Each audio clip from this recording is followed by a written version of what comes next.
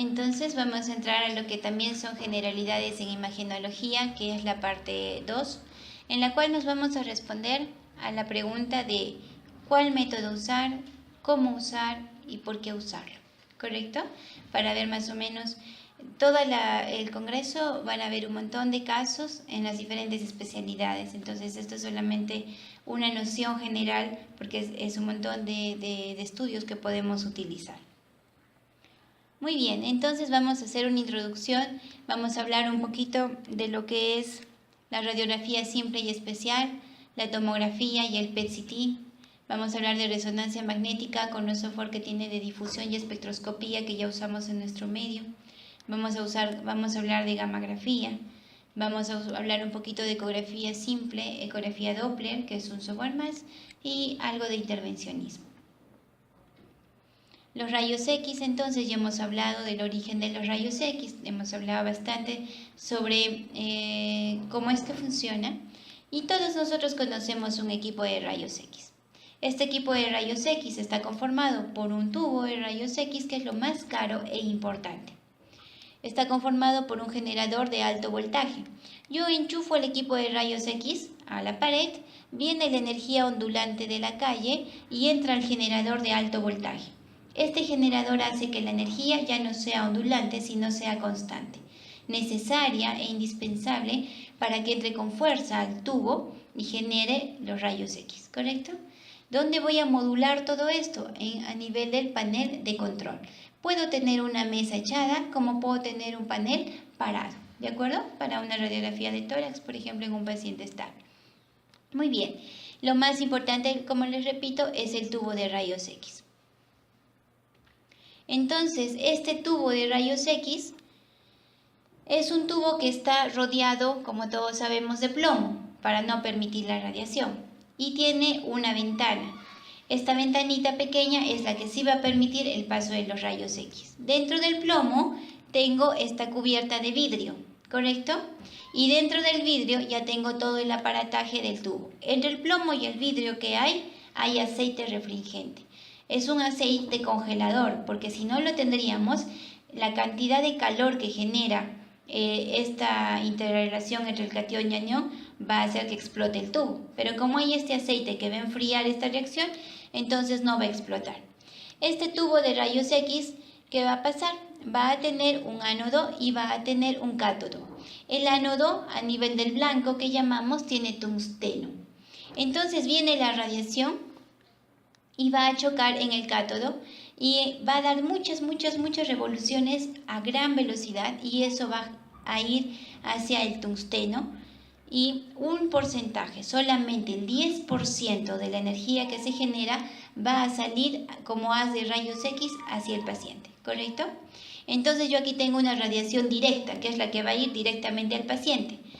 Llega al paciente, choca y rebota. Tengo una radiación indirecta o secundaria. Entonces tengo dos tipos de radiación, la directa y la indirecta. Esta radiación secundaria se va perdiendo, es más o menos el 50% de la radiación directa al metro del paciente, y se va perdiendo dramáticamente, siendo un 10%, 15 a los 2 metros, de manera tal que a la distancia que está el tecnólogo médico prácticamente no hay radiación.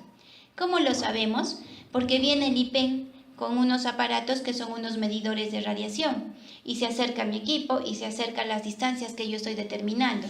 Si son 3 metros y emite radiación, ese equipo está malogrado y no puede funcionar, ¿correcto? Aún así, todo centro de radiodiagnóstico, cuando ustedes sean directores de sus hospitales o dueños de sus clínicas, tienen que tener las paredes con baritina, las puertas con bario, las ventanas con bario. Siempre tienen que proteger. Muy bien, entonces se va a formar la imagen. Viene la radiación que sale del tubo y va hacia mi paciente como radiación directa. El paciente está echado en la mesa y debajo de la mesa hay un chasis o cassette. Radiología convencional, que todos hemos visto, una placa convencional a lo que estamos acostumbrados hasta ahora. Entonces este cassette contiene en su interior esta placa que les dije que va a ser actualmente también tenemos de nitrato de plata, bromuro de plata. ¿Qué va a pasar? En la parte superficial del chasis tengo partículas fluorescentes. Cuando viene la radiación y choca con estas partículas, estas emiten luz y me impregna la placa que tengo aquí adentro. Me voy a un cuarto oscuro y, como hacen los fotógrafos, voy a fijar y voy a revelar la placa y voy a sacar una imagen negativa que es una foto. ¿De acuerdo? Por tanto, no puede haber luz. Radiología convencional. ¿Pero qué estamos usando ahora? Usamos radiología digital. ¿Cuál es la diferencia? El mismo tubo, el mismo paciente, la misma mesa, pero este chasis ya no contiene adentro una placa, sino tiene partículas de fósforo. Partículas de fósforo, yo tengo la radiología digitalizada, en la cual yo compro el chasis, tengo el mismo equipo, me compro un CR, se llama, que es un chasis con partículas de fósforo, lo coloco aquí abajo, va a captar la imagen y lo llevo a este equipo, que es el digitalizador. Lo va a leer y me va a dar la imagen en la computadora. Y como es una computadora, así como los Photoshop, yo puedo modificar muchos factores. ¿Qué es la radiología digital? Verdadera. Es aquella en la que ya está incrustado o está perenne el chasis, por decirlo de una forma, en el equipo. Yo no necesito estar llevando el chasis ni el CR y hacerlo pasar por el digitalizador. La imagen pasa directamente al equipo de rayos X, ¿correcto? Entonces tengo una imagen de mucha más alta resolución y con menos radiación. Muy bien, siendo así, sea con convencional o digital, yo voy a tener las diferentes densidades en rayos X que ustedes también ya conocen. Entonces los rayos X es un juego de grises, desde lo más radiopaco a lo más radiolúcido, ¿no es cierto? Lo más radiopaco, entonces vamos a tener, por ejemplo, el metal. Quizás no sé si lo ven bien acá. Dentro de este tubo hay una llave de metal. Mi niño se comió una moneda, entonces yo diré presencia de cuerpo extraño, radiopaco, de densidad metálica, proyectado en mesogastrio, ¿no? Luego tengo la densidad ósea. Miren la mano que está apoyando el tubo. Entonces me fijo en la cortical del hueso. Esa es mi densidad ósea, que no es tan radiopaco como el metal, pero sigue siendo radiopaco al igual que los dientes. Luego voy a tener la densidad de partes blandas, ¿sí? La 3, que es un radiopaco sutil. Y ya entro a lo que es radiolucidez, que va a ser grasa, y lo que es completamente radiolúcido es el aire, completamente radiolúcido. Y entonces decimos radiolúcido a lo que es negro y radiopaco a lo que es blanco, ¿no? Estamos refiriéndonos en una terminología opuesta. Como saben ustedes, la luz es blanca y opaco es negro. ¿Por qué estoy hablando al revés entonces? Porque la radiografía es una foto y la foto es una imagen negativa. Entonces no olvidemos eso. Muy bien, a ver, vamos a ver entonces que, por ejemplo, donde dice NIOSH, la parte blanca es la parte metálica, voy a tener la parte ósea en las estructuras óseas. Aquí no veo, vemos aquí la parte blanda, miren a nivel axilar, no veo densidad grasa, pero sí veo densidad aire. ¿Por qué el pulmón no es completamente radiolúcido? Porque el pulmón no es una bolsa de aire, ¿no? Tengo parénquima. Muy bien, miren aquí un caso bonito. Tenemos debajo del pulmón, derecho tenemos el hígado, y dentro del hígado, que es una densidad de partes blandas, estoy observando dos imágenes ovaladas de densidad ósea, ¿no? Que son calcificaciones. ¿Qué lesión con frecuencia se puede calcificar en nuestro hígado, en nuestro medio? Un quiste hidatídico, por ejemplo. Quiste hidatídico calcificado es un Garvi5, son la clasificación que usamos para los hidatídicos, y podemos encontrar estas lesiones. Muy bien, entonces los rayos X, doctores, los vamos a dividir en radiología simple, en la que acude el paciente y yo ni lo toco, ¿de acuerdo? Por ejemplo, una placa de tórax, tome aire, no respira y se retira. Y radiología especial, que hemos hablado en la ponencia anterior cuando hablamos de los contrastes, ¿correcto? Muy bien, la radiología simple entonces me va a mostrar dos imágenes, bueno, 5 densidades, pero todo juega en la terminología, si es blanco, radiopaco, y si es negro, radiolúcido. Cada estudio imagenológico, como ustedes saben, tiene una terminología diferente. Y si yo voy a utilizar contraste, además de decir imagen radiopaca o imagen radiolúcida, tengo que hablar si encuentro una imagen de adición o una imagen de sustracción. Entonces aquí estoy haciendo un estudio a la porción distal del colon, a la porción rectal, y coloco el contraste por la vía rectal y estoy graficando recto y partes sigmoides. y aquí veo que el calibre disminuye. Ojo que cuando yo hago esto solo veo luz, entonces acá tengo más luz o menos luz. Tengo menos luz, ¿de acuerdo? Algo está haciendo que yo no grafique todo. Como es menos, entonces será una imagen de sustracción. Es una imagen de sustracción que en este caso fue un cáncer a nivel de recto, ¿de acuerdo? Muy bien. Seguimos con rayos X, pero en rayos X usamos lo que es fluoroscopía. Esto es lo que hicieron en el paciente de la ponencia anterior que ustedes vieron que tuvo el efecto adverso de la endotelitis. ¿Qué va a pasar? Este es un equipo de rayos X en forma de C, por eso llamamos algo en C. El tubo de rayos X desde la parte inferior y va a irradiar hacia mi paciente. Y esto va a ser captado y va a ser llevado a un televisor. Por tanto, yo en vivo, si estoy colocando el contraste, estoy viendo en vivo cómo ingresa el contraste, hacia dónde va el contraste, y este es el fundamento, les dije, de la radiología intervencionista endovascular. Un gran avance en medicina, pero cuidado, una cosa es que yo tome una radiografía de tórax un segundo, ¿no? Tome aire, no respire y se acabó. En fluoroscopía yo tengo que hacer presión de 5 segundos o dependiendo, pero más o menos constante en lo que dura todo el procedimiento. Por tanto, se entiende que hay mucha más radiación. Los radiólogos que se dedican a intervencionismo, entonces tienen sus métodos de protección. Tenemos desde lentes, collarines, protector gonadal, mandil de plomo, para disminuir un poco esta radiación que obviamente va a ser más por el método. Entonces yo puedo ver en vivo lo que estoy haciendo en ese momento y es la fluoroscopía. ¿Para qué me serviría, por ejemplo, cuando quiero evaluar movimiento diafragmático, cuando ustedes hacen un esófago contrastado y quieren ver el peristaltismo esofágico, cuando hago un estudio de colon y, por ejemplo, veo una colitis en el que pierde el peristaltismo? O sea, me da un estudio más o menos funcional, no solamente estático, anatómico, como hago con radiología especial, pero sin fluoroscopía. Otro estudio que agarre rayos X. Mamografía. Mamografía es la radiografía de la mama, todos sabemos. La mamografía ha evolucionado igual, doctores, desde la mamografía convencional que vamos usando muchos años, actualmente que contamos en nuestro medio con mamografía digital, la cual ha disminuido un poco el grado de radiación, ha mejorado muchísimo la sensibilidad. ¿Y con qué más contamos en nuestro medio? Con tomosíntesis. ¿Qué es tomosíntesis? Definitivamente cuando escuchen su charla de mama van a poder ver esto con más detalle, pero es como tomografía de mama. Puedo ver la imagen como en 3D, tiene muchísima mejor resolución. Tenemos esto en nuestro medio, que es lo último que hay en lo que es mama. Pues sí lo tenemos, en el seguro tiene tomosíntesis, ¿no es cierto? Entonces ya es un método al que podemos, y me parece que en la Liga contra el Cáncer también tiene tomosíntesis, si no me equivoco. Entonces ya van a empezar a brindar este servicio, entonces ya es un método que podemos utilizar. Fuera cual sea, utilizo radiación.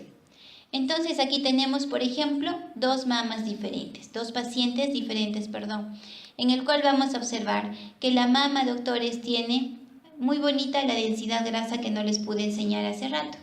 La mama descansa sobre el músculo pectoral y tiene la grasa retroglandular, un poco de glándula, la grasa preglandular. Esta asimetría, por ejemplo, ya me llama la atención, no es normal. Y obviamente, y es muy probable que esta sea una paciente mayor, porque sabemos que el parénquima mamario, al pasar los años que pasa, disminuye y aumenta el tejido graso, por eso las mamas se hacen péndulas, ¿correcto? Muy bien, ¿qué pasa en esta mama? Tengo bastante glándula. ¿De qué color es la glándula? La glándula es radiopaca, entonces, ¿no? La mamografía es un estudio doloroso. Pregunten a sus pacientes. La mayoría no quiere hacerse mamografía. ¿Desde qué edad tenemos que hacerla? Desde los 40 años. ¿Y para qué nos serviría? Porque podríamos ver tumores sólidos. ¿Qué color voy a ver un tumor sólido? Radiopaco. Y si es una mama grasa como esta, me va a servir perfectamente. Pero si es una mama densa, no me va a servir tanto. Si quiero ver un quiste, ¿qué es un quiste? Un quiste es un tumor con agua, ¿no es cierto? Color del agua en rayos X, radiopaco. Tampoco me puede servir mucho. Pero entonces, doctora, si ya hay ecografía, hay resonancia, ¿por qué seguimos haciendo mamografía? La seguimos haciendo porque es el mejor método para evaluar las microcalcificaciones, que es el signo más precoz de cáncer de mama. Entonces no va a haber estudio que reemplace a la mamografía debido a las microcalcificaciones que buscamos. Sin embargo, estamos mejorando la técnica, por supuesto, porque ya tenemos radiología digital o digitalizada y tenemos tomosíntesis.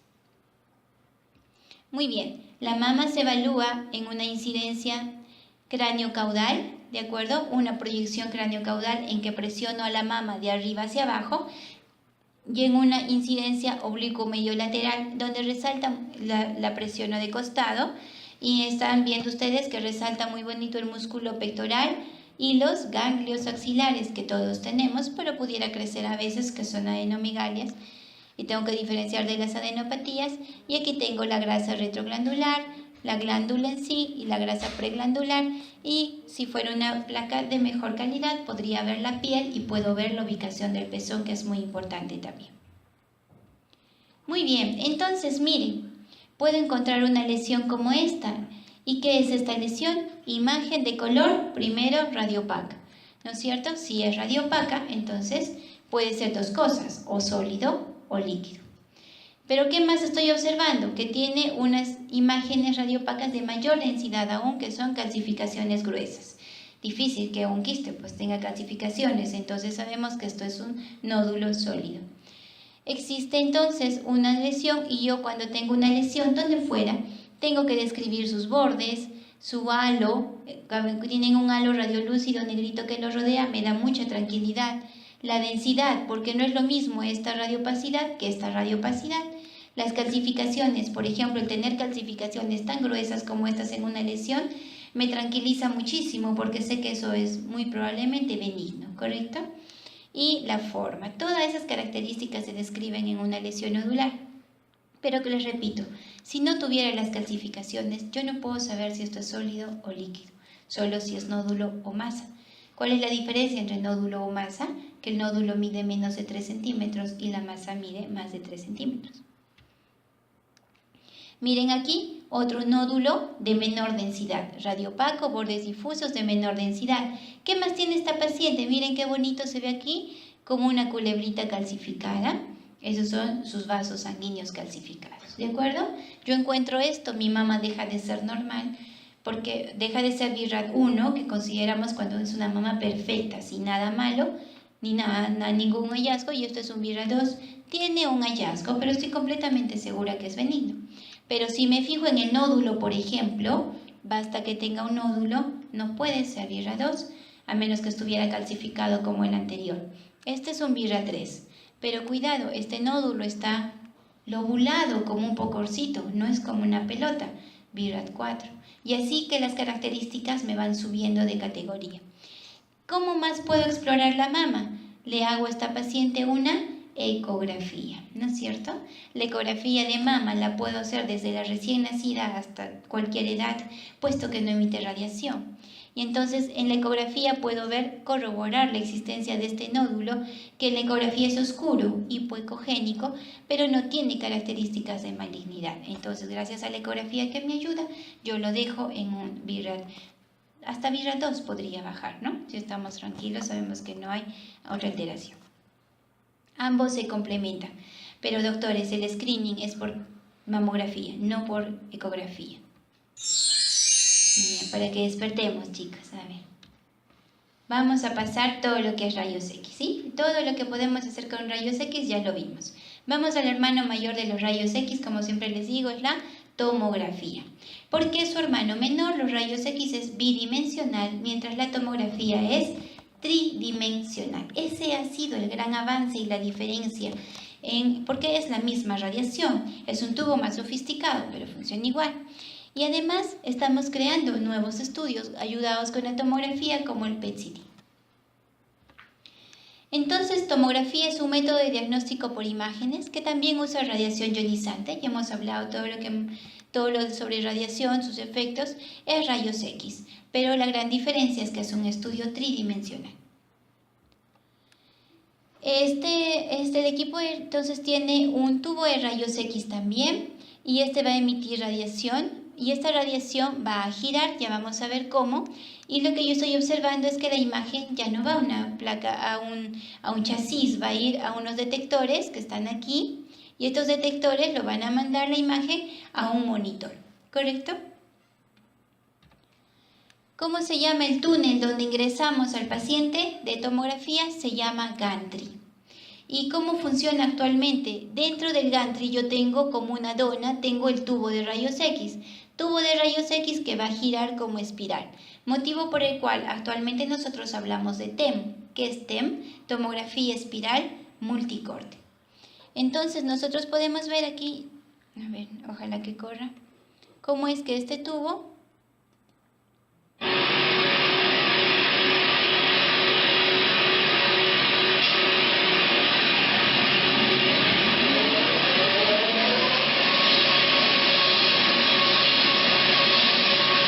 Entonces, ¿cómo es que este tubo gira rapidísimo dentro de este gantry que no lo vemos? Y en cada giro que está haciendo, está emitiendo radiación y está captando, y los detectores están captando las imágenes. Entonces, estos son los detectores que va a captar. Es de entenderse, doctores, que a más detectores, menos tiempo de examen, por tanto menos radiación y por tanto mayor resolución en la imagen. Entonces, ¿qué equipos tenemos de tomografía? Tenemos afuera, en el extranjero, en Lima, tenemos tomógrafos de 64, 128, 32. ¿Qué tenemos en Arequipa? Exactamente los mismos equipos, doctores, ¿no? Como ustedes saben, el Honorio tiene 64 o para ciertas funciones 128 que es tercializado. Salud me parece que tiene ahora de 64, no estoy muy segura, no sé si es de 128. La parte privada tienen de 32 como en San Juan de Dios, o sea, ya es tecnología con la que nosotros contamos, ¿de acuerdo? Por tanto, las solicitudes suyas cuando vayan es TEM cerebral, TEM de tórax, porque ya es la terminología que también o como llamamos a este estudio. Como ustedes pueden observar, el paciente, ¿en qué posición está?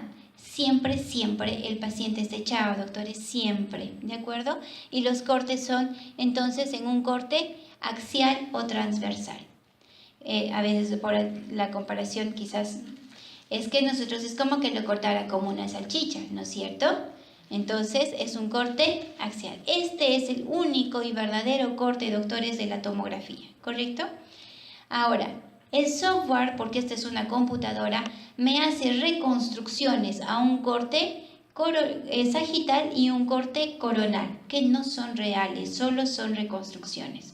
Por eso hay que tener la buena costumbre de informar en axial y solo acudir a las reconstrucciones para confirmar lo que he visto en la axial, ¿correcto?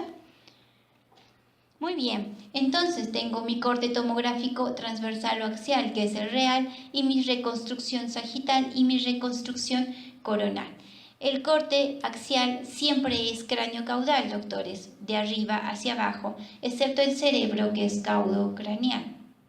El corte, la reconstrucción sagital siempre es de derecha a izquierda y la reconstrucción coronal siempre es de adelante hacia atrás. La tomografía les puede hacer la siguiente pregunta. ¿Qué es, doctor, lo que usted quiere observar? Y entonces, según lo que ustedes quieran observar, el tomógrafo va a sustraer ciertas estructuras para resaltar lo que nosotros queremos. Eso se llama ventanas tomográficas. ¿Qué ventanas tenemos? Por ejemplo, tengo la ventana ósea, que la puedo usar en cualquier parte del cuerpo, y ustedes están viendo, miren qué rico detalle a nivel del fémur distal y a nivel de la rótula. Ojo que estamos viendo la parte ósea, no estoy viendo con gran detalle la parte muscular, tendínea, bolsas sinoviales, puesto que si veo bien con rayos X los huesos, lo voy a ver mucho más con tomografía. La ventana parenquimal, por ejemplo, la utilizo en el cráneo, en el cerebro, perdónenme. Este cerebro está rodeado de cráneo, pero yo no quiero, no es mi interés ver cráneo en este momento, por eso es que el hueso lo pone de color hiperdenso, no lo resalta, lo sustrae de alguna forma para resaltar el parénquima. En tórax manejo la ventana mediastínica y la ventana pulmonar. La ventana mediastínica es aquella en la que no veo parénquima pulmonar, pero sí veo los vasos, el corazón, los ganglios, que es mi interés en esa ventana, y me permite ver pleura. Y la ventana pulmonar, miren, de una forma me sustrae la parte mediastínica porque lo que me importa es ver los parénquimas. Y finalmente la ventana de partes blandas, que la uso en abdomen, que la puedo usar también para poder ver extremidades, etcétera, en cualquier parte del cuerpo. Esas son las ventanas. Sin embargo, yo pido una tomografía cerebral en un paciente que tiene un TEC, ¿no es cierto? Un traumatismo encefalocraniano. Y es mi curiosidad también saber si además tiene una fractura. Entonces, ¿cómo voy a pedir? TEM cerebral. Si ustedes solo piden TEM cerebral, por protocolo solo les viene la ventana parenquimal. Pero yo quiero saber si además tiene fractura, yo debo escribir TEM cerebral con ventana ósea. Entonces, por eso rige la importancia que conozcamos estas cosas, porque a veces yo pongo TEM cerebral y luego digo, pero no sé, no está completo el estudio. No lo pedí completo, que es diferente, ¿correcto? Cuando yo tengo una pancreatitis debo poner foco en páncreas, porque el tecnólogo médico no tiene por qué saber exactamente qué tiene su paciente. Entonces va a ser un estudio general y ustedes deben enfocar mejor según con las órdenes o con las solicitudes. Muy bien, ya no hablamos de radiopaco ni radiolúcido, hablamos de hiperdenso, las estructuras blancas, hipodenso, las estructuras negras. Todo lo que es radiopaco en rayos X va a ser blanco con su hermano mayor, que es la tomografía hiperdenso. Y todo lo que es negro en rayos X va a ser negro también en tomografía. Pero hay una excepción a la regla, que es el agua. El agua en rayos X es radiopaco. Por eso les dije que un quiste se va a ver igual que un tumor sólido. Un derrame pleural se va a ver radiopaco. Pero el agua en tomografía, doctores, es hipodenso, negro. ¿De acuerdo? No olvidemos eso entonces. Les mostré en rayos X, hemos aprendido 5 densidades, pero en tomografía son 2000 densidades. En realidad los equipos ven mucho más, pero manejamos una escala de 2000 densidades. El ojo humano mejor entrenado del mundo puede ver máximo 20 grises. ¿De acuerdo? Entonces, pues nosotros que estamos de pronto todos los días con esto, podríamos ver 12, 15, pero una persona que no es su día a día los grises, puede ver 8. ¿Cómo vamos a medir los 1000 grises? Entonces usamos la escala de Hansfield, escala que va del más 1000 al menos 1000, pasando por el 0. El 0 entonces me va a traducir, por ejemplo, líquido, un líquido como un transudado. Si este líquido se va haciendo más denso, como un exudado, ya voy a esperar un 25 quizás de unidad Hansfield. Los parénquimas, miren ustedes, vaso, páncreas, hígado, juegan entre 30 y 80, por ejemplo. El hueso juega entre 100 y 600. En realidad, más que todo es entre 400 y 600, ¿sí? Gracias a esto, por ejemplo, se hacen estudios de densidad ósea. Hay artículos que hablan y que han demostrado por medio de la tomografía que las dietas heterogénicas que comemos en Kentucky, McDonald's, en el mall, genera rápidamente una descalcificación. Entonces lo han hecho en unas ratitas que no le dan esta dieta, unas ratitas que sí les dan, a los 2 hacen tomografía de inicio. Pasado unos, creo que eran 4 meses que han hecho esto, han hecho otra vez una tomografía de control. Si la densidad ósea, la unidad Hansfield en los huesos de las ratitas de inicio eran, por decir, 600, se mantuvieron en 600 en quienes no tuvieron esta dieta y bajaron a 400, 300 en estas ratitas con esta dieta. Con que nos demuestra entonces lo perjudicial que es esta dieta que estamos dando a nuestros niños, ¿no? Y encima no hacemos actividad física, tablet, televisor, etcétera, celular, entonces hay una osteopenia precoz. Muy bien. El metal, por ejemplo, estaría entre los 800 y los 1000 de unidad Hansfield. Vámonos al área negativa. La mama tiene grasa, un lipoma, tejido celular subcutáneo. Todo esto va a tener una densidad negativa que va a ir de menos 20 a menos 100, hasta menos 100 más o menos. El aire, como en los pulmones, en senos paranasales, va a ir hasta menos, acá nos ponen hasta menos 800, ¿no es cierto? Entonces yo ya tengo que conocer esta escala, doctores, para ver más o menos de qué densidad es la lesión que estoy viendo. ¿Por qué? Un lipoma, un nódulo y quizás un quiste complicado. Los 3 van a ser exactamente del mismo color. Entonces, si yo no uso la escala de Hansfield, me dificulta mucho para mí poder diferenciar. Aquí juega mucho a veces todavía porque dependemos del tecnólogo médico que ponga las imágenes que le agrada o que considera pertinentes. A veces no nos ponen la escala Hansfield, entonces realmente baja mucho la utilidad de ese estudio, ¿no? tenemos que solicitarlo nosotros y podemos poder diferenciar mejor las lesiones. Muy bien. Tomografía es una computadora, ¿sí? Y así como ustedes hacen maravillas con sus fotos, también en tomografía podemos hacer maravillas. Y lo que estamos haciendo aquí, lo que vemos es una reconstrucción tridimensional. Sustraemos el resto de estructuras y nosotros podemos hacer estas imágenes, incluso podemos hacerlas mover. Y lo que estamos viendo aquí es un gran aneurisma, ¿no es cierto?, a nivel de la aorta. Entonces, la parte vascular ha sido muy beneficiada con los tomógrafos a partir de los 32 cortes. A veces se ha beneficiado muchísimo. También yo puedo hacer reconstrucciones, más o menos desde la imagen ósea puedo ir reconstruyendo por planos para tener una idea, ¿no? Esto, por ejemplo, se está usando en medicina legal, ¿no? Con algunos software más están haciendo este tipo de estudios. Muy bien. Hablemos del PET-CT. Entonces, nosotros conocíamos o ya vamos a hablar dentro de un rato, lo que es la medicina nuclear, por ejemplo, que claro que usa radioisótopos, pero lo que nos habla es de la captación de una lesión, ya sea porque tiene un proceso inflamatorio, donde tengo mayor permeabilidad vascular y obviamente llega más las sustancias que van a venir por los vasos, o ya sea porque tengo un cáncer, un tumor maligno quiere crecer, para crecer quiere comer. Para comer tiene que tener neovascularización y eso se traduce en el aumento del flujo, ¿de acuerdo? De la captación de cualquier sustancia. Ustedes saben que la glucosa, por ejemplo, es una de las sustancias más globalizadas y en la cual podemos nosotros, podemos medir esta captación. Entonces la 18-fluorodesoxiglucosa que vimos cuando hablamos de contraste es lo que vamos a usar aquí. Tenemos órganos como el cerebro, como el hígado, que sabemos que van a captar más. Entonces podríamos tener nosotros imágenes de captación, pero había la limitante que, si bien es cierto, yo veía que captaba más, pero no podía ver la morfología exacta. Entonces decidieron combinar este principio de función de captación con lo que es morfología. ¿Quién me da perfectamente la morfología en 3D? Tomografía. Entonces hacen la combinación de la tomografía del PET-CT, ¿de acuerdo? Tomografía que está ayudando mucho, por ejemplo, en este caso. Miren, en este caso nosotros tenemos una esplenomegalia, un vaso bastante grande. En realidad se trataba de una paciente que tenía un cáncer endometrial. Y curiosamente la paciente, cuando solamente hacíamos la tomografía, ya podíamos ver una lesión nodular. Obviamente ya sospechábamos en una metástasis.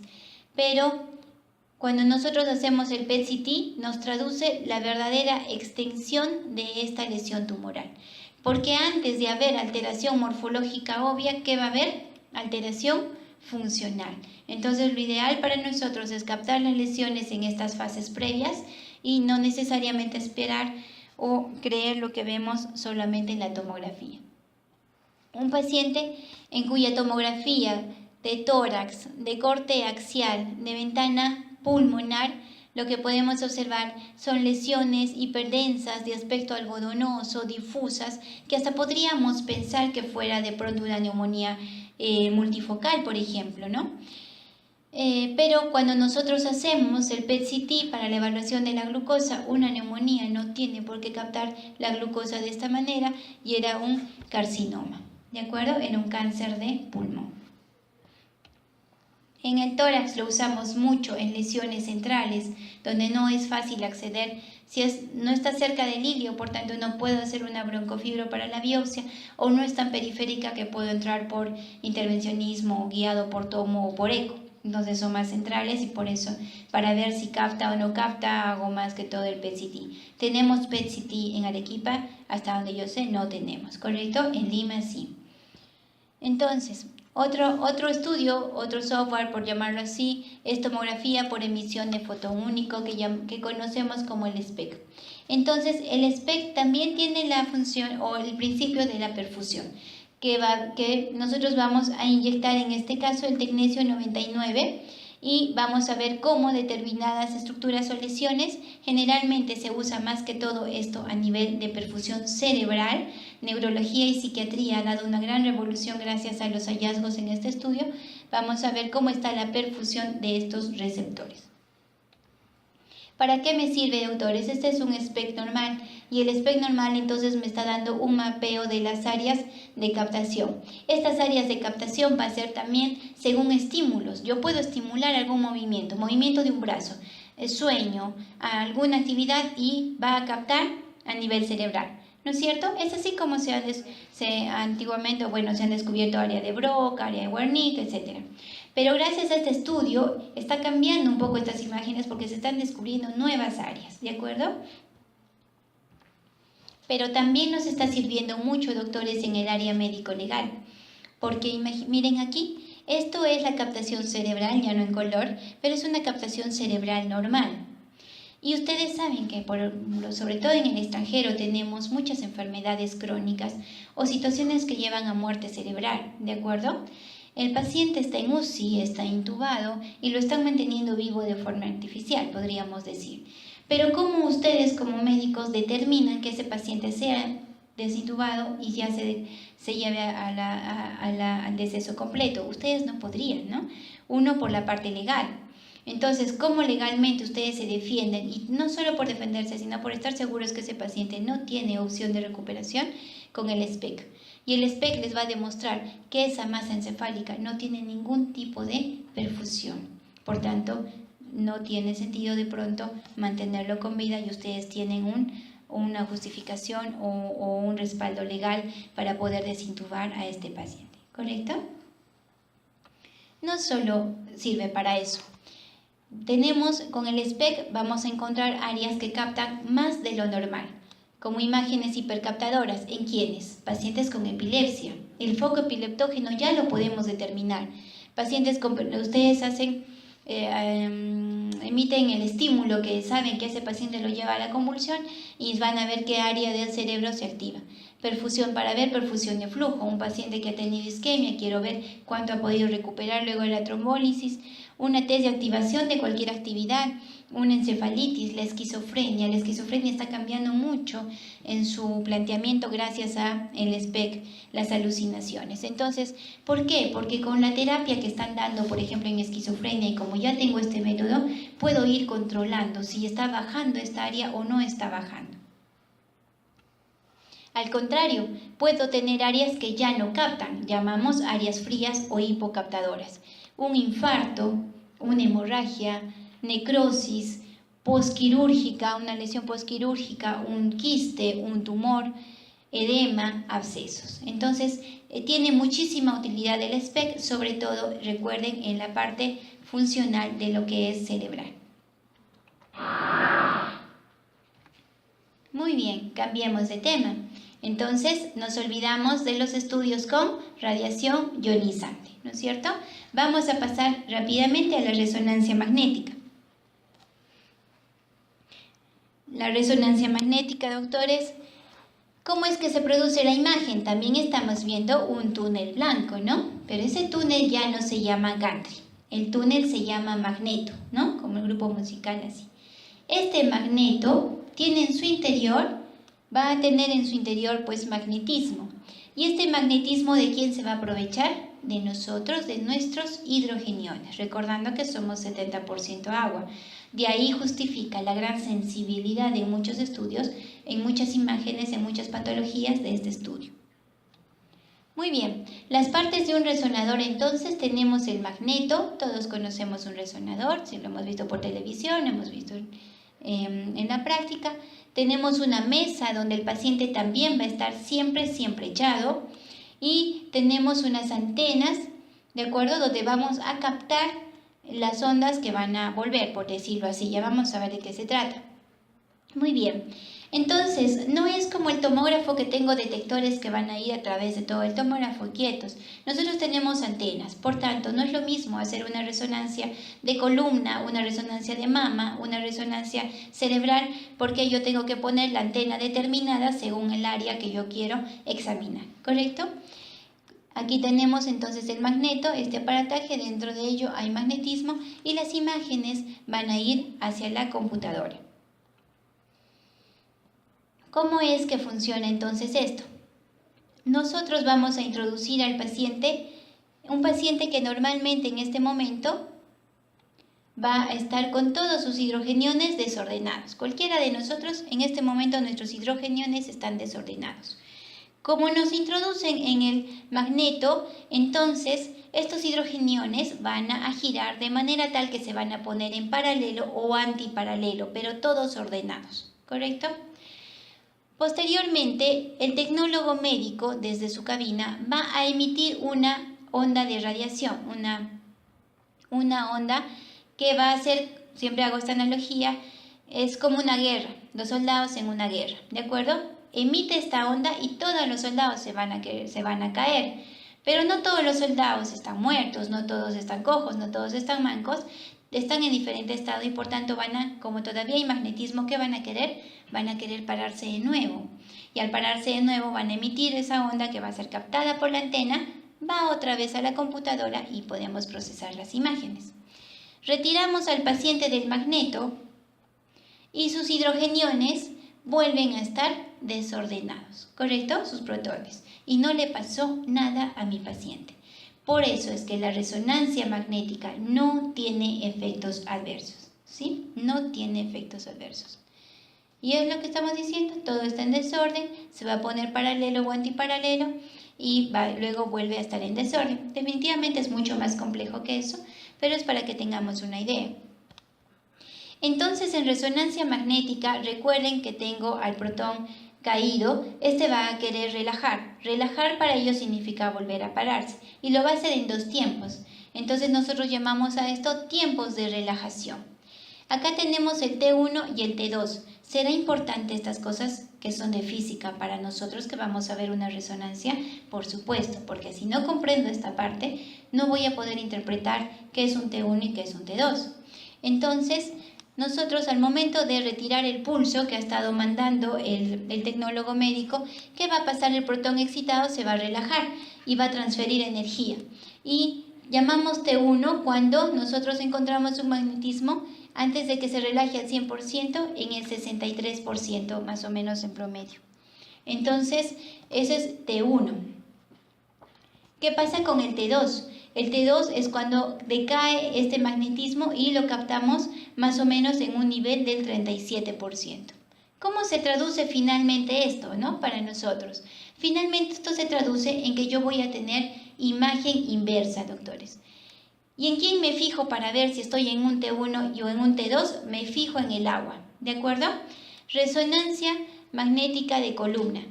Desde ya miren, doctores, cuán rica es la información que podemos tener desde piel, desde plano muscular, desde discos intervertebrales y también veo el hueso, ¿sí?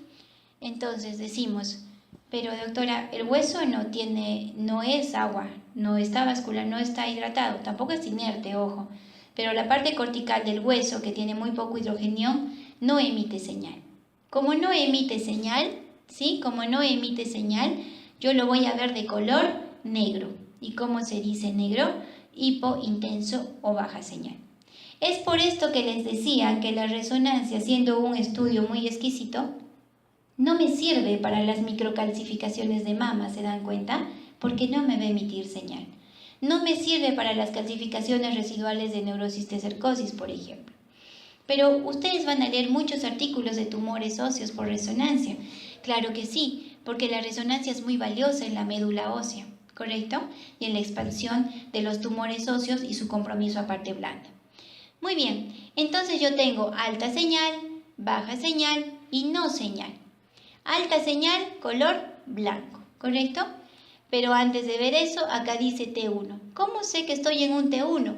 Porque el líquido cefalorraquídeo que me está rodeando a la médula es de color negro. Si estoy a nivel de la cabeza, del cerebro, busco líquido cefalorraquídeo en ventrículos. Negro, T1, blanco, T2. Estoy en facial, o de pronto busco globos oculares. Negros, T1, blanco, T2. Estoy a nivel, por decir, de abdomen, busco vesícula, busco vejiga, estructuras donde ustedes saben que hay líquido. Entonces, en columna voy a buscar líquido cefalorraquídeo, médula, y veo que es negro, T1. Muy bien, alta señal. ¿Qué estructuras me van a dar alta señal? La grasa. La grasa es blanca, sea T1 o sea T2, ¿correcto? T1 o T2, por ejemplo, Entonces, ¿qué me dice? Que esta tumoración que yo estoy viendo acá tiene que ser de densidad grasa. ¿Por qué no es líquido, doctora? Porque estoy en T1. Si fuera un quiste, esto sería de color negro. Si fuera un tumor sólido, yo no he colocado contraste. Entonces, ¿por qué está blanco? ¿No es cierto? Muy bien. Entonces, la grasa, por ejemplo, los hemangiomas, los lipomas, porque son grasa, cambios por la radiación o cualquier sustancia que contenga proteínas, me va a dar entonces color de alta señal en T1. Baja señal que voy a ver la cortical ósea, puedo ver una necrosis avascular, tumores, ¿no es cierto? Que no le he colocado todavía contraste, algunas calcificaciones, pero no me va a dar señal como norma las calcificaciones, el aire, los tendones. Muy bien, ¿ahora qué pasó? Ahora tengo un T2. ¿Cómo lo sé? Líquido cefalorraquídeo blanco, ¿correcto? Líquido cefalorraquídeo blanco. Entonces rápidamente sé, miren, entre cuerpo vertebral y cuerpo vertebral, ¿qué tengo? Los discos. Y los discos tienen que estar hidratados. Pasan los años, los discos se deshidratan, por eso bajamos de talla, ¿no es cierto? Y aquí yo puedo evaluar la deshidratación de los discos. Entonces, en alta señal, ¿qué voy a tener de alta señal en un T2? Obviamente todo lo que tenga agua, ¿sí? Todo lo que tenga agua, fluido sinovial, hemangiomas, edemas, la vejiga, todo donde encuentre agua. Baja señal prácticamente es lo mismo que hemos visto en el otro lado y no señal. Las calcificaciones, esto no me va a dar señal en ninguna fase. Muy bien, entonces tengo que tener cuidado de no confundir el T2 con el uso de contraste, ¿sí? El contraste, ya hablamos del contraste, hemos hablado del gadolíneo, cómo está formado, sus efectos adversos. Y aquí estoy viendo, a ver, esto es una resonancia a nivel cerebral de corte transversal. ¿Qué diferencia tiene, doctores, con la tomografía? Miren cómo yo veo la grasa del cuero cabelludo, que es la imagen hiperdensa periférica, ¿sí? Cosa que yo no veía en tomografía, y el cuero cabelludo es grasa, por eso lo veo. ¿Están viendo ustedes el cráneo? No, estoy viendo quizás la parte media de este hueso plano, pero la parte cortical no la veo, no emite señal, ¿correcto? Y aquí estoy viendo con muchísimo más detalle el parénquima, más detalle que la tomografía. Como el líquido cefalorraquídeo es blanco, estoy en un T2. Líquido cefalorraquídeo negro, estoy en un T1. Vamos a una parte posterior aquí para practicar de la columna, en un corte transversal. Lo que estoy viendo aquí, la médula ósea, que la estoy viendo en blanquito, ¿de acuerdo? Pero me voy aquí a la columna. ¿Mi líquido cefalorraquídeo es blanco o está oscuro? Oscuro, por tanto es un T1, ¿de acuerdo? Entonces, pero doctora, ¿por qué veo aquí los vasos más hiperintensos? Porque tengo contraste. Entonces el contraste me va a pintar solo vascularización, perfusión, tumores, vasos. No me va a pintar el líquido cefalorraquídeo, por ejemplo. Y aquí tengo, ¿sí? Lo mismo. Y aquí que estoy viendo que el líquido cefalorraquídeo, ojo que este es cuerpo vertebral, las láminas, y el líquido cefalorraquídeo es blanco, ¿sí? Entonces, T2, ¿sí? No nos confundamos o tratemos más o menos de poder ver eso. Resonancia magnética no solo es T1, T2. Como equipo de cómputo que es, tiene mucho software, unos programas que ya, bueno, ya es más de especialidad de pronto, pero que me permite resaltar ciertas estructuras y poder dar un mejor diagnóstico. O sea, tenemos mucho software, cada resonador tiene particularidades. Uno de ellos, por ejemplo, es la secuencia STIR, ¿no es cierto? Ya no son de base, pero la secuencia STIR me sirve mucho para ver músculo esquelético. ¿Y qué va a hacer el STIR? Me va a suprimir la grasa, me va a eliminar la grasa y por tanto de la médula ósea, y yo puedo ver mucho mejor o podría ver las lesiones que son de la parte cortical. Miren, un T1 normal y un STIR, entonces me resalta la parte ósea porque me está suprimiendo la grasa de la médula ósea. Tengo secuencias como el FLAIR. El FLAIR lo uso, por ejemplo, en el cerebro. ¿Qué me hace? Elimina la señal del líquido cefalorraquídeo y eso hace que yo no confunda el líquido con las lesiones periventriculares, como tiene en este caso nuestro paciente, que tiene una esclerosis múltiple. ¿de acuerdo? Una patología degenerativa que lo veo muy bonito en el FLAR y podría confundirlo. En este caso T2 porque el líquido cefalorraquídeo es blanco. Tengo secuencia ecogradiente, que sirve cuando yo quiero retirar o es una estructura muy inhomogénea o por el campo magnético, como las hemorragias, como las calcificaciones. Bueno, nuevamente terminología, ya es diferente. Todo lo que es blanco, hiperintenso o alta señal. Todo lo que es negro, hipointenso o baja señal. Pero no solo eso, como también utilizo contraste, yo tengo que hablar si esta lesión que estoy encontrando es captante o no captante de contraste, en este caso gadolínio. Muy bien, doctores, entonces, la resonancia magnética ha venido a revolucionar muchas áreas. El fuerte de la resonancia es la oncología, ya que como tiene que ver mucho con las áreas hidratadas, que son prácticamente la gran parte de nuestro organismo, refleja mucho mejor la verdadera expansión en el caso de las lesiones tumorales. Hasta ahora no hemos hablado, excepto en resonancia, de médula ósea, porque la médula ósea se evalúa por resonancia magnética. Antes hacíamos mielografías, ¿no? Se inyectaba aire a nivel intratecal, lo cual era pues muy doloroso, dejando efectos adversos marcados. Ahora no es necesario, tenemos resonancia magnética con sus diferentes fases. Yo con una radiografía de columna les puedo decir si hay escoliosis, si hay listesis, si hay aplastamiento, si hay pinzamiento, pero no puedo decirles si tiene una hernia del núcleo pulposo, cosa que se evalúa con resonancia magnética.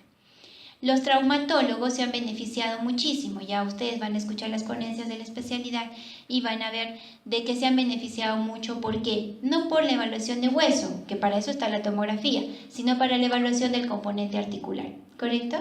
Ligamentos, tendones, bolsas sinoviales, meniscos. Entonces ellos pueden planificar mejor sus operaciones y ver y llegar a mejores diagnósticos.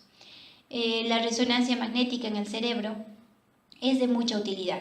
Si bien es cierto, a nivel cerebral, por ejemplo, ¿cuánto demora hacer una tomografía cerebral? 5 segundos. Más demoramos en echar y parar al paciente que hacer la tomografía, pero una resonancia demora de pronto media hora. Es por eso que usamos la tomografía en el área de emergencia, pero en otros países donde contienen la resonancia en su área de emergencia también, por ejemplo, los casos de isquemia deberían ser evaluados con resonancia magnética, ¿no? Cosas así, pero para emergencia, por ejemplo, tomografía. En el área de tórax, la tomografía lleva la batuta con su área mediastinal, con su ventana mediastinal y pulmonar. Pero hay lesiones, todo lo que es vascular, la resonancia tiene muchísimo valor. En el área abdominal fuera del oncológico, la colangioresonancia, por ejemplo, tiene mucho valor también, y la pelvis. La pelvis está siendo muy bien evaluada, endometriomas, endometriosis, tumores pélvicos, ganglios, infiltraciones de cuello uterino, está siendo muy bien evaluada. Actualmente estamos haciendo o se está haciendo con resonancia descarte de malformaciones faciales y cerebrales en el feto, o sea, la mamá embarazada y se somete a la resonancia. Ya nace con un diagnóstico y ya sabemos qué esperar en ese niño. Y en otros países, pues obviamente ya se hacen operaciones intraútero, ¿no? Todo eso, entonces, doctores, se ha avanzado con este método. Bueno, aquí estamos viendo qué rico detalle tenemos en lo que es piel, tejido fascia plantar, grasa, músculos, tendones, que no vemos con otros estudios, ¿no? Una colangioresonancia. Y la resonancia magnética, al igual que la tomografía, también tiene su software, tiene nuevos programas que nos ayudan mucho. Este accesorio programa se llama difusión. Ya actualmente nuestros resonadores nos están enviando imágenes con difusión y espectroscopía. ¿En qué consiste la difusión, doctores? Es un principio muy simple. Se basa en el movimiento in vivo del agua en los tejidos, ¿no? La resonancia juega con hidrogeniones y entonces nos puede permitir diferenciar una estructura que es sólida como un tumor en el cual va a haber muy poco movimiento de agua a una estructura como un quiste donde tengo bastante movimiento de agua o un absceso que tengo medio movimiento de agua, ¿no es cierto? Así de simple es este principio. Por ejemplo, aquí nosotros tenemos la vesícula biliar. La vesícula biliar contiene bilis, que es líquido. Por tanto, la difusión me resalta muy bien. Y también tengo una tumoración, un hepatocarcinoma en el lóbulo hepático derecho, que obviamente tiene vascularización, pero no es una bolsita de agua como es la vesícula, ¿no? Por simplificarlo de alguna manera, esa es la forma en que trabajamos con difusión. Muy bien, pasemos a medicina nuclear. Medicina nuclear siempre es, en nuestro medio, doctores, en el Perú, es una especialidad aparte de la radiología. Ustedes postulan a medicina nuclear. Antes se postulaba a radiología y se hacía como una subespecialidad, ahora no. Medicina nuclear es una especialidad muy bonita, muy amplia también, pero está dentro de lo que es imagenología. Llamado gammagrafía o centellografía. La medicina nuclear es un poquito de lo que hablamos en el PET-CT, porque es un estudio funcional, más no morfológico. No me va a dar una estructura. Este tumor mide 28 por 35, ubicado exactamente en tal lóbulo. No. Pero sí me va a decir, este tumor tiene captación aumentada a diferencia del resto del parénquima. ¿De acuerdo? No uso glucosa como el PET-CT. Voy a usar radioisótopos. Radioisótopos que tienen afinidad a determinado tejido, como el yodo para lo que es tiroides, por ejemplo, ¿no? El magnesio. Miren aquí, entonces yo uso radioisótopos y no nos olvidemos que la gammagrafía o medicina nuclear es un estudio funcional. ¿Qué voy a utilizar? Ya la terminología cambia. Si es que la lesión que yo tengo, por ejemplo a nivel de tiroides, capta más de lo normal, ese es un punto caliente, ¿de acuerdo? Pero ¿qué pasa, doctores, si yo tengo un paciente con mieloma múltiple, llamado así a un tumor óseo osteolítico destructivo, destruye el hueso? Entonces voy a colocar el radioisótopo, el hueso va a captar en 10, por ejemplo, y estas lesiones que ya no hay hueso no va a captar. Será entonces puntos fríos, que no por eso son benignos, son patológicos, ¿correcto? Áreas que no hay captación, puntos fríos. Áreas que hay captación aumentada por neovascularización o inflamatorio, es puntos calientes. Entonces, podemos usar así en la parte oncológica. Antes de que llegue a nuestro medio la angiotomografía o la tomografía con cortes de 16-32, por ejemplo, para el tromboembolismo pulmonar, el gol estándar era gammagrafía. Actualmente no. ¿Por qué? Porque con estos tomógrafos de tan alta resolución estamos llegando a ver los trombos en los vasos pulmonares, ¿no? Pero sigue siendo importante. La gammagrafía pulmonar entonces va a tener una fase de perfusión, llegada de sangre, y una fase de ventilación, llegada de aire.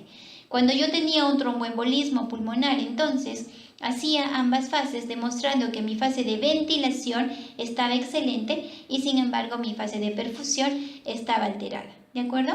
En un área determinada. Entonces hacía el diagnóstico de un tromboembolismo pulmonar, por ejemplo.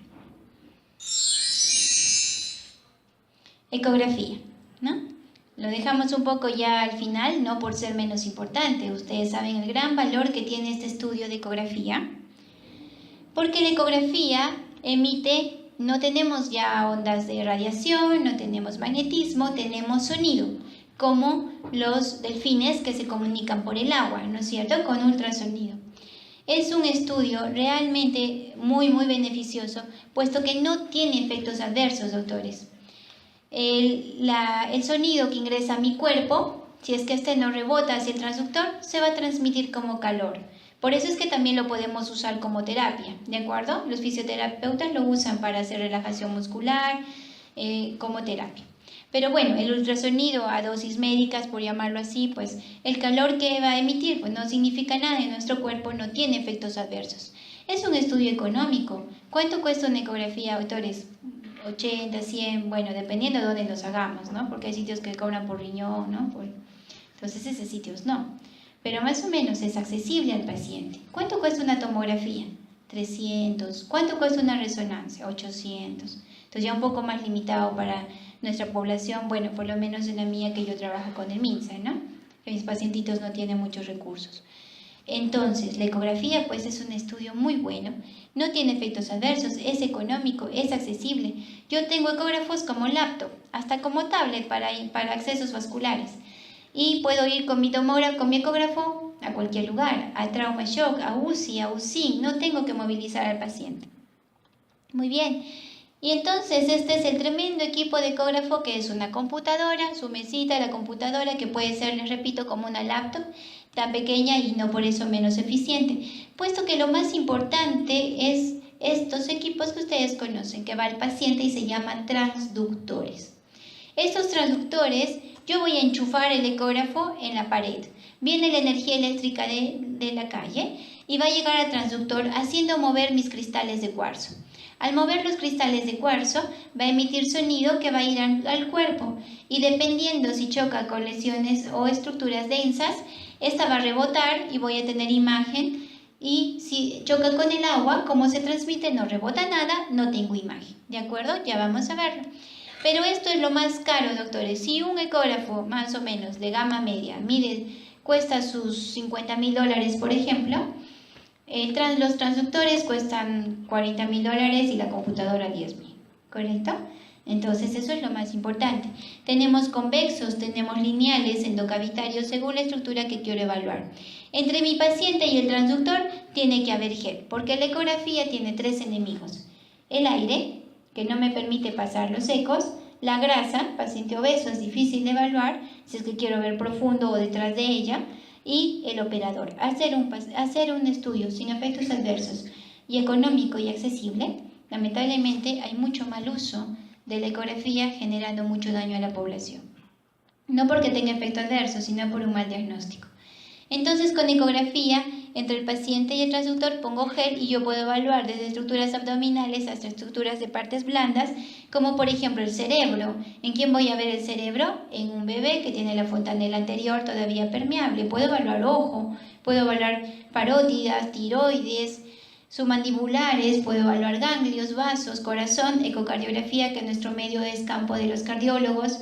Puedo evaluar todas las estructuras abdominales, puedo evaluar pulmones, puedo evaluar pleura, ¿correcto? Pero doctora, ¿cómo voy a evaluar pulmones? Entonces, el pulmón tiene aire y es enemigo de la ecografía. Pero si yo tengo un quiste en el pulmón y es periférico, sí lo voy a poder ver, o un tumor, ¿de acuerdo? Y la ecografía entonces viene el sonido. De mi transductor viene el sonido y choca con mi cálculo en la vesícula, miren. La vesícula en una bolsita con agua, ¿qué color es el agua en ecografía? Negro, anecogénico. Choca con el cálculo y todo rebota. Como todo rebota, lo veo blanco y nada de ecos pasa atrás, por eso se ve negro, sombra acústica posterior. Pero ¿qué pasó con mi vejiga? Viene la onda, cruza la vejiga porque es buen conductor y me da un gran refuerzo posterior.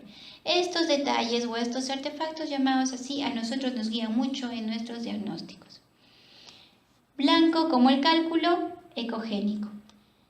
El hígado, que es el parénquima, gris, hipoecogénico, y anecogénico, el líquido, es negro, ¿correcto?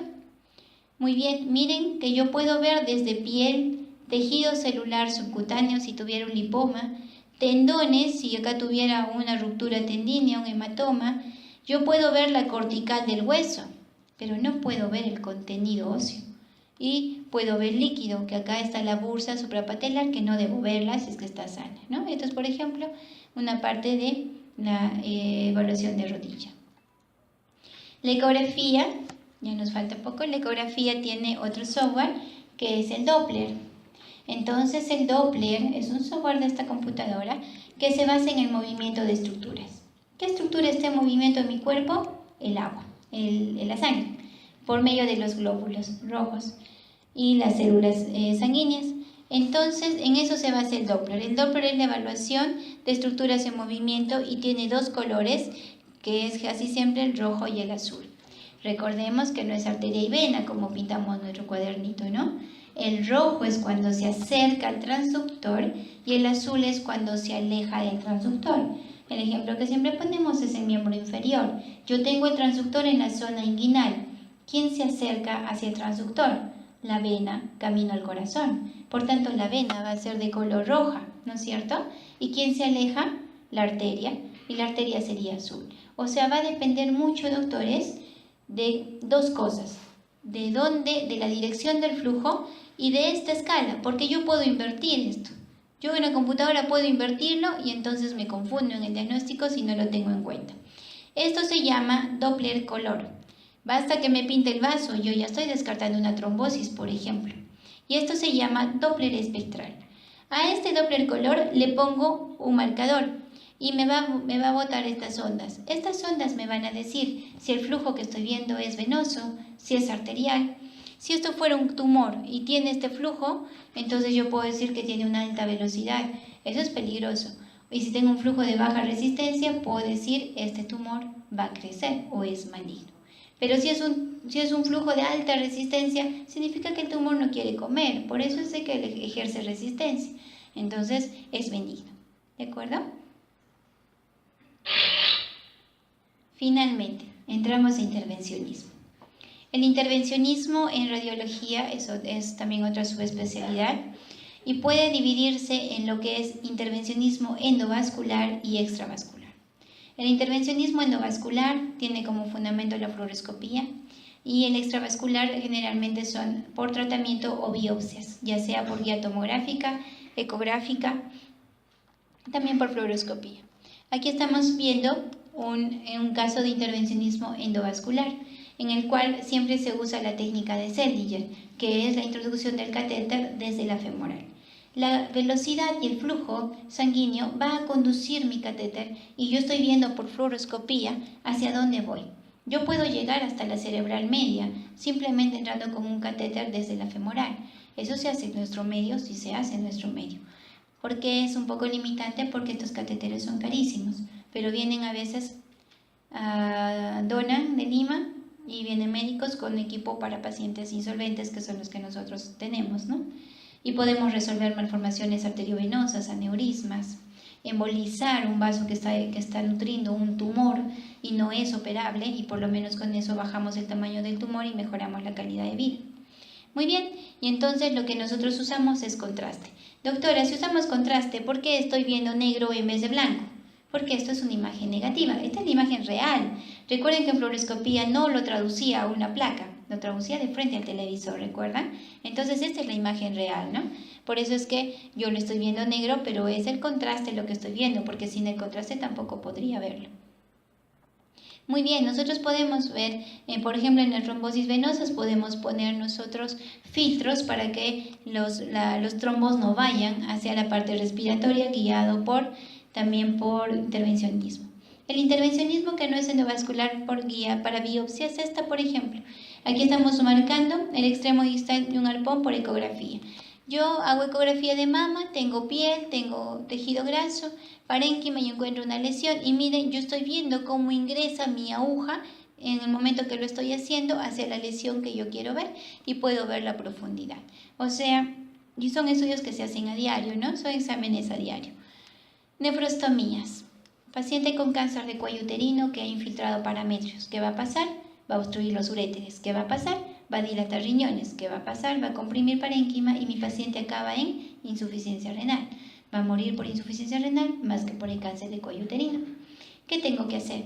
Si mi paciente ya está en este grado o alguna uropatía obstructiva que no puedo resolver, entonces por vía cutánea ingreso observando por fluoroscopía con contraste. He colocado contraste a mi riñoncito de pronto porque ya es una paciente que vamos a drenar, y voy a introducir el catéter a la pelvis renal y este catéter lo voy a fijar a la piel y entonces mi paciente va a orinar por medio del catéter y por lo menos le doy calidad de vida en lo que resolvemos el problema de cuello uterino, si es que tiene resolución, ¿no es cierto?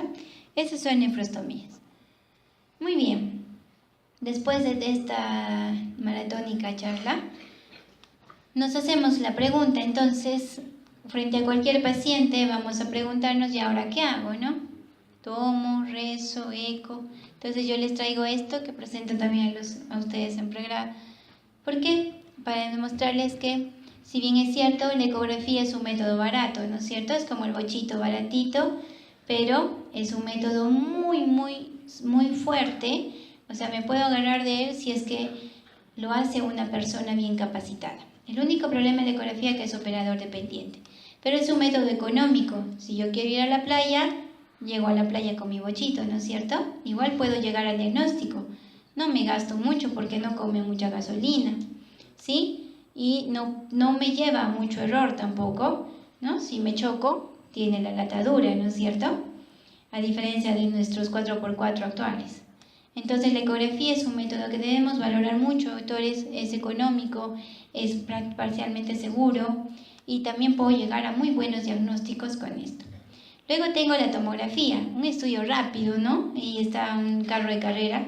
Llego rápido al diagnóstico, pero de pronto ya tiene un poco más de radiación porque si me choco con este carro, pues tengo un accidente considerable. pero también, como han visto, tiene sus indicaciones. Y finalmente, si tengo plata, voy en mi 4x4, ¿no es cierto?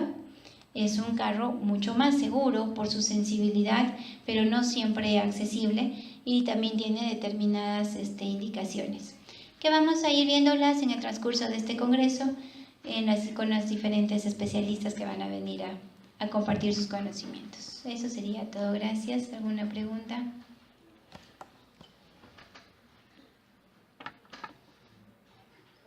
Unas caritas de duda. ¿No hay preguntas? Muy bien. Eso sería todo entonces.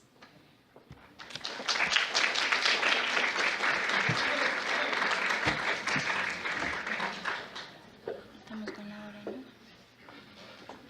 Me justo 10 para las... Ahora vamos a break. Bueno, agradecemos a la doctora Ana Vargas por la excelente ponencia. A continuación vamos a tener un pequeño break en la parte de afuera y vamos a retomar las ponencias a las 11:20.